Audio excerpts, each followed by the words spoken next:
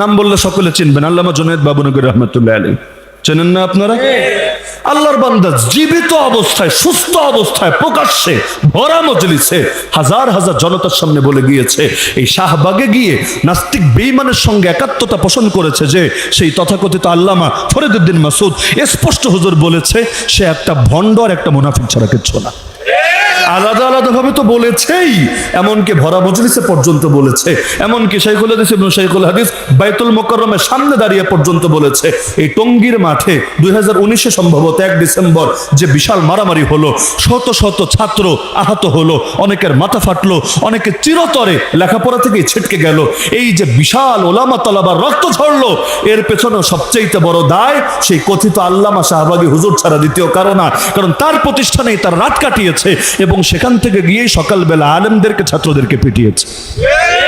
এমনকি আমি একজন দুজন না, হাজার হাজার আলেমের নাম বলতে পারবো যারা নিজেরা আলেম হয়েও এই বড় হুজুরের বিরুদ্ধে প্রতিবাদ করেছেন। কেন? অন্যায়কারী তার সবচাইতে বড় পরিচয় সে অন্যায়কারী। সে আমার দলের নাকি অন্য দলের, আমার ঘরের নাকি অন্য ঘরের, এটা দেখার বিষয় না। তাকে নিয়ে আবু তাহের মির্জা সাহেব পর্যন্ত লিখেছেন, আব্দুল মালিক সাহেব হুজুর পর্যন্ত তার ব্যাপারে স্পষ্ট অবস্থান তৈরি করেছেন। তার মানে কি, নিজের ঘরের লোক হলেই তো ছাড়ি না, অন্যের ঘর হলে সেক্ষেত্রে তো ছাড়ার প্রশ্নই আসে না। নিজের ঘরে যেখানে কম্প্রোমাইজ করে না, অন্য ক্ষেত্রে কম্প্রোমাইজ কিভাবে করবে? সরকারের পা চেটে তথাকথিত জঙ্গিবাদের নামে জিহাদের বিরুদ্ধে ফতোয়া জারি করেছে, আলেম ওলামার বিরুদ্ধে ষড়যন্ত্র করেছে। এমনকি পোপ যখন এসেছে, খ্রিস্টানদের পোপ, তার সঙ্গে পর্যন্ত আন্তধর্মীয় প্রার্থনা করেছে। নাউজুবিল্লাহ মিন যালিক। হিন্দু, খ্রিস্টান, বৌদ্ধ আর হুজুর একসাথে মিলে আন্তধর্মীয় প্রার্থনা করেছে। ভাব এমন, একজন না একজন তো সারা দিবে। আল্লাহ না দিলে ভগবান দিবে, ভগবান না দিলে ঈশ্বর দিবে, ঈশ্বর না দিলে আরেকজন দিবে। মানে ফাইজলামের একটা লিমিট থাকতে পারে। নাউজুবিল্লাহ মিন যালিক। তাহলে নিজের ঘরের ক্ষেত্রে যদি ছাড় না দেয়, অন্যের ঘরে ছাড় দেওয়ার কোনো কারণ আছে? এখন যদি এমন হয় কেউ বড়, অনেক বড়, অনেক বড়, কিন্তু এখন নবীর চাইতেও বড় সেজে বসেছে, ওরে ছেড়ে কথা বলা যাবে? আল্লাহ নবীর কাছে এক সাহাবী এসে বললেন, ইয়া রাসূলুল্লাহ, আমার অনুমতি দেন, আমি সেজদা দিব আপনাকে। কাকে বলছেন? নবীকে। ইয়া রাসূলুল্লাহ, আমার অনুমতি দেন, আমি আপনাকে সেজদা দেব। কি রে, আমারও সেজদা কেন দিবি? বলল, ইয়া রাসূলুল্লাহ, রাজা বাদশার দরবারে গিয়ে দেখেছি তাদের প্রজারা তাদের প্রতি ভক্তি আর শ্রদ্ধা প্রকাশ করার জন্য সামনে সেজদায় লুটিয়ে পড়ে। আরে কিসের দুনিয়ার রাজা? আপনি তো রাজারও রাজা। আমরা তো আপনাকে সবচাইতে বেশি ভক্তি করি, শ্রদ্ধা করি। তো ওরা ওদের রাজাকে যদি সেজদা দিতে পারে, তাহলে আমরা ওদের চাইতে আরো বেশি সেজদা দিয়ে দেখিয়ে দিব আপনাকে। আল্লাহ নবী বলেন, খবরদার, খবরদার, আমি যদি উম্মতের কাউকে আদেশ দিতাম অপর কাউকে সেজদা করার, নারীদেরকে বলতাম যেন স্বামীদেরকে অবশ্যই সেজদা করে। তো নবীকে অনুমতি দিলেন না নিষেধ করলেন? অনুমতি দিলেন না নিষেধ করলেন? এখন যদি কোনো পীরও দাবি করে আমারে সেজদা দিবা, মরার পর অথবা জিন্দা থাকা অবস্থায় মূর্তির যেমন সেজদা দেয়, আমারও মূর্তি বানায় তোমরা সেজদা দিবা, তাহলে কি সেই পীর নিজেকে আল্লাহ নবীর চাইতে বড় বলে দাবি করছে না? আল্লাহ নবী নিজের জন্য যেটা পছন্দ করে নাই, সে নিজের জন্য সেটা দাবি করছে না? তাহলে সব কথার মূল কথা যে আগে মানুষের মতো মানুষ হতে হবে, তবেই শিক্ষার দাম থাকবে। মানুষের মতো মানুষ যদি না হয়, তাহলে সেই ক্ষেত্রে শিক্ষার কোনো দাম থাকবে না। আর মানুষের মতো মানুষ হতে চাইলে যাদের পথ ধরতে হবে তাদের নামই নবী এবং রাসূল, আর আমাদের নবীর নাম মুহাম্মাদুর রাসূলুল্লাহ সাল্লাল্লাহু আলাইহি ওয়াসাল্লাম। সুতরাং আমি সবাইকে অনুরোধ করব, গরমে আর কষ্ট দিচ্ছি না, বিদ্যুৎ নাই, সবাইকে অনুরোধ করব, মুরব্বী যারা আছেন, জওয়ান যারা আছেন, সবাইকে অনুরোধ করব, নিজেও এবং নিজের অধীনস্থদেরকেও দুনিয়ার শিক্ষা পরে দিবেন, নবীর শিক্ষা আগে দিবেন। পারবেন না? দুনিয়ার শিক্ষা পরে দিবেন। আমি বলছি না দুনিয়ার শিক্ষার দরকার নাই, অবশ্যই দরকার। সবাই যদি হুজুর হয়ে যায় দুনিয়া চলবে? ডাক্তার লাগবে না, ইঞ্জিনিয়ার লাগবে না, কৃষিবিদ লাগবে না, সবই লাগবে। এমনকি সবই ফরজে কিফায়া। খালি হুজুর হওয়া ফরজে কিফায়া না, ডাক্তার হওয়া ফরজে কিফায়া। যদি কেউ ডাক্তার না হয় আর মুসলমানরা বিনা চিকিৎসায় মরে, এর জন্য মুসলিম উম্মাহ পাপী হবে। সব জ্ঞানই দরকার, অস্বীকারের সুযোগ নাই। তবে মানুষ বানানোর জ্ঞান আগে দিতে হবে। আগে সে আল্লাহ নবীর রঙে রঙিন হবে, তারপর সে জাগতিক শিক্ষা হাসিল করবে। পারবেন না ইনশাআল্লাহ? সাহাবীরাও বলতেন, ঈমান শিখেছি আগে, কোরআন শিখেছি পরে। এজন্য কোরআন শিখতে শুরু করলে ঈমান বেড়েছে। কথা উল্টান, ঈমান না শিখে যদি কোরআন শিখতে শুরু করে, 2 দিন পর কোরআন বেচা ব্যবসা করবে, ধান্দা করবে। তাহলে ঈমান শিখবেন তো ইনশাআল্লাহ? ঈমান শিখবেন তো ইনশাআল্লাহ? আল্লাহ নবী মক্কার লিডারদেরকে নিয়ে বসেছেন হেদায়েতের বাণী শোনানোর জন্য। কারণ নেতা আছে যেদিকে, কর্মী যায় সেদিকে।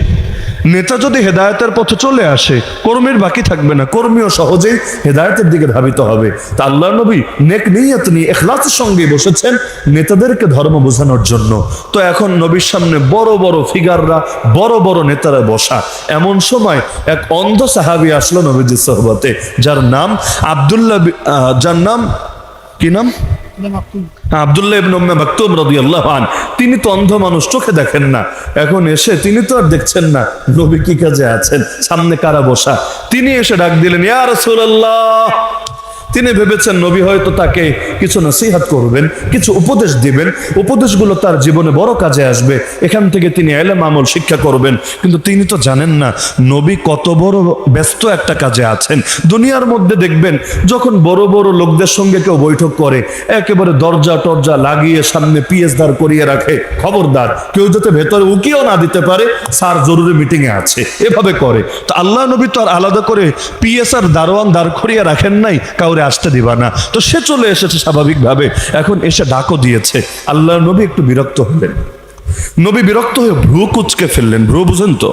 ভ্রু কুচকে ফেললেন মানে নবী এটা পছন্দ করছিলেন না যে এখন সে এসে মনোযোগ নষ্ট করুক।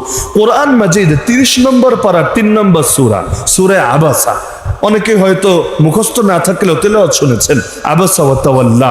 এই আয়াত নাজিল করে দিলেন রব্বুল আলামিন, আয়াত নাজিল করে নবীকে শিক্ষা দিয়ে দিলেন। আবাসা ওয়া তাওয়াল্লা অর্থ নবী ভ্রু কুঞ্চিত করে চেহারা ফিরিয়ে নিলেন। কেন? আন জাআহুল আমা, তার কাছে একজন অন্ধ লোক এসেছে। এজন্য নবী এটাকে গুরুত্বপূর্ণ মনে করলেন না। সামনে যে লিডাররা বসেছিল এদেরকে দামি মনে করলেন, গুরুত্বপূর্ণ মনে করলেন। আল্লাহ এবার নবীকে বলতে শুরু করলেন, ওমা ইউদরিকা লাআল্লাহু ইয়াযাক্কা। হে নবী, আপনি কি জানেন হয়তো সে আত্মশুদ্ধির সবক গ্রহণ করত, আও ইয়াযাক্কারু ফাতানফাহু যিকরা, অথবা আপনার থেকে কোনো উপদেশ নিয়ে যেত, নসিহত নিয়ে যেত, যেই নসিহত তার জীবনে বড় উপকারে আসতো। আম্মা মান ইস্তাগনা, আরে এই যে বড় বড় নেতা যারা অমুখাপেক্ষিতা দেখায়, ভাব দেখায়, ফান্তা লাহু তাসাদ্দা, আপনি তাদের দিকে মনোযোগ নিবদ্ধ করে বসে আছেন। ওমা আলাইকা আল্লাহ ইয়াযাক্কা, অথচ ওরা হেদায়েতের পথে না আসলে আপনার কোনো ক্ষতি হবে না, কোনো পাপ হবে না, কোনো গুনাহ হবে না, কারণ নবীর দায়িত্ব পৌঁছে দেওয়া। কে মানলো আর কে মানলো না এর কারণে নবীর কোনো ক্ষতি হয় না। কিন্তু ওয়া আম্মা মান জাআকা ইয়াসা, যে ছুটে আসলো, ওয়া হুয়া ইয়াখশা, দিলের মধ্যে আল্লাহর ভয় নিয়ে, ফাআনতা আনহু তালাহা, আপনি তার ব্যাপারে অমনোযোগিতা দেখাচ্ছেন, গাফলতে দেখাচ্ছেন। কাল্লা, খবরদার হে নবী, আর জীবনে এমন করবেন না। ইন্নাহু তাযকিরা, আপনার জন্য এটা চিরকাল যেন উপদেশ হয়ে থাকে। তাহলে কি বুঝলেন? নবী সবাইকে এত মূল্যায়ন করেন। একদিন শুধু এর ব্যতিক্রম হলো, আল্লাহ কোরআন মাজিদে 30 নম্বর পারায় এতগুলো আয়াত নাজিল করে দিলেন যে আয়াত কিয়ামত পর্যন্ত মানুষ পাঠ করবে। এমনকি মক্কার মুশরিকরা অফার নিয়ে আসলো যে দেখো মোহাম্মদ ভাতিজা, আমাদের একটা ইজ্জত সম্মান আছে, একটা প্রেস্টিজ আছে। এখন তোমার সঙ্গে দেখি এই ফকির মিসকিন এতিম এগুলো ঘোরাফেরা করে, এই বেলালে হাবশি, কালা গোলাম হাটে বাজারে বিক্রি হয়, এই টাইপের লোকেরা তোমার আশপাশে। তো এখন আমরা তোমার সঙ্গে কিভাবে চলি? মান-ইজ্জত বলতে একটা ব্যাপার আছে না? এগুলো কিন্তু দুনিয়ার মানুষ করে, যে তোর সঙ্গে রিক্সাওয়ালা ঘোরে, ভ্যানওয়ালা ঘোরে, খেত খামারে যারা করে ওরা ঘোরে, আমি হলাম বেটা মন্ত্রী, আমি হলাম এমপি, আমি হলাম কোটিপতি, আমি তোর সঙ্গে কিভাবে ঘুরতে পারি? এমনকি খালি ঘোরা না, আপনাদের এলাকার মসজিদে আছে কিনা জানি না, বাংলাদেশের অনেক মসজিদে এমন লোকও আছে হুদাই চেয়ারে বসে নামাজ পড়ে।